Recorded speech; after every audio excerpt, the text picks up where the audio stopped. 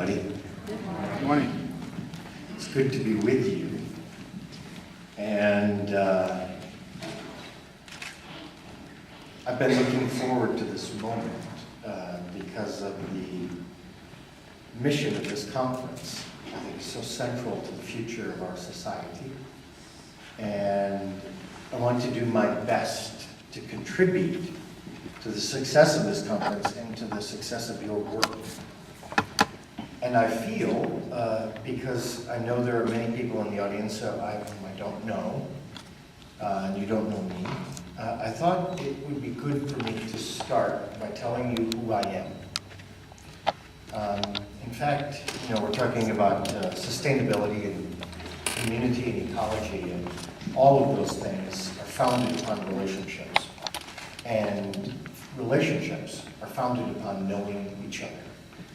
So I'm going to start by telling you a little bit about myself, and it will help you, I think, understand why I believe the things I believe and why I do the things that I do. As was mentioned, I am a medical doctor, and I did go to medical school at Harvard and then trained in the University of Rochester. But that was not my first ambition or dream. My first ambition was to be a homesteader. And I know Mother Earth News came out of North Carolina for a long time. When I was a kid, I could not wait for that magazine to arrive. I grew up making money by raising hogs in the backyard. So always a good way to make some extra dough. And I went to college and then to med school, and I always felt a little out of place at Harvard, I have to confess. But when I was in residency, as soon as I was able to save a little bit of money, and I worked moonlighting in emergency rooms to save a little money, I went looking for land, because that is what mattered the most to me. And together, my wife and I found a piece of land in upstate New York. And when I finished my residency in June of 1989, we moved to the land. And the very first thing we built was an outhouse. Because there was no electricity there or running water. And so we pitched a tent. We had a baby who was 6 months old. Pitched a tent and dug out the foundation of a house with a pick and a shovel, and built a house for our family. After the house was built, then we started on a little barn. And we, from the very beginning, from 1989 on, lived off the grid. And at first, living off the grid means not having electricity.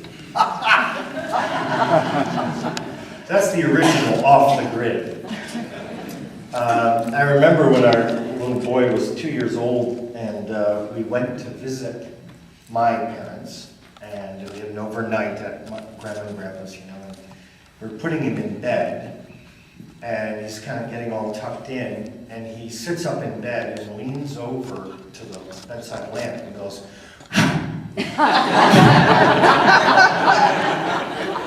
true story. And he's like, wow, it doesn't go out when you blow on it. So eventually we got some solar panels and a car battery and got some electric lights. And over the years, as the family grew and the farm grew, we added more solar panels, a battery bank, and a Berge wind generator. And we actually ran the farming operation entirely off the grid. And in addition to that, one of the old-timers in this county where I was living taught me how to work horses. And we got a nice pair of Belgians and started working the land with little horses and horse-drawn equipment. Built a little sawmill.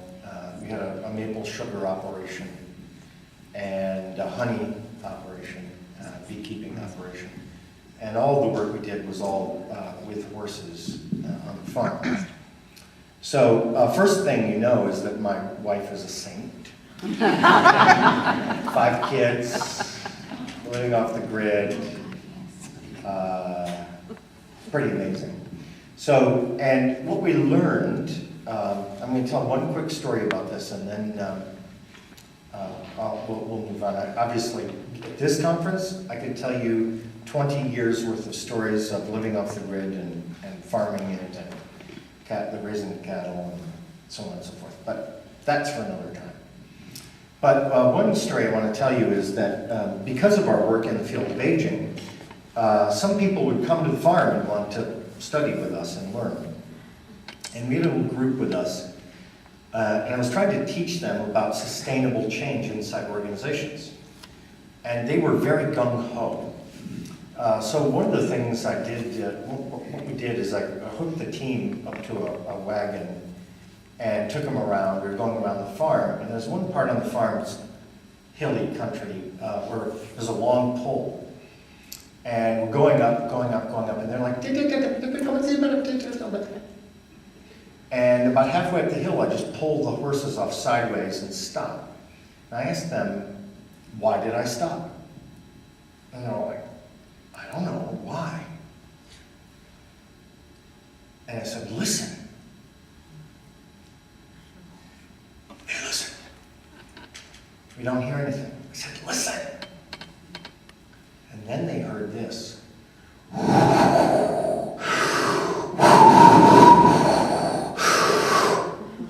The horses were winded.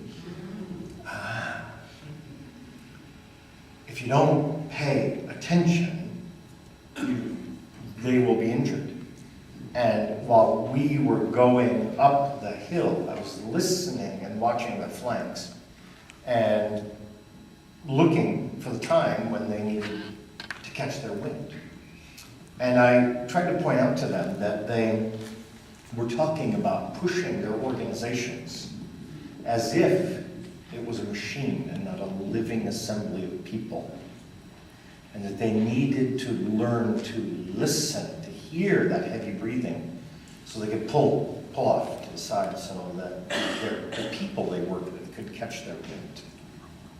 Following me? Yes. Okay.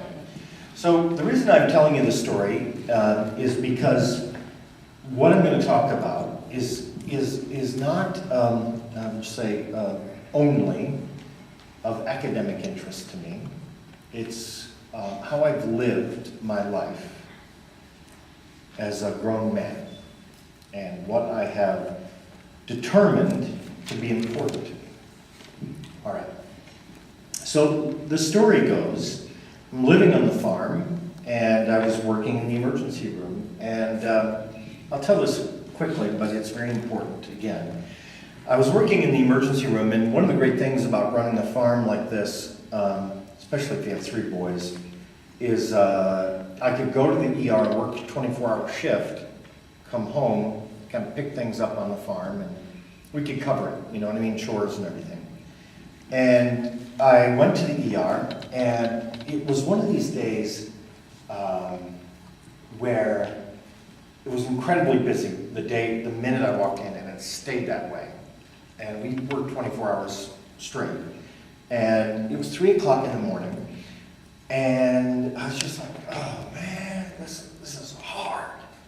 So I got home, went to bed, the telephone rang, because we did have a telephone, we were wired up. Back in those days, you had wire going to the house for the telephone. Remember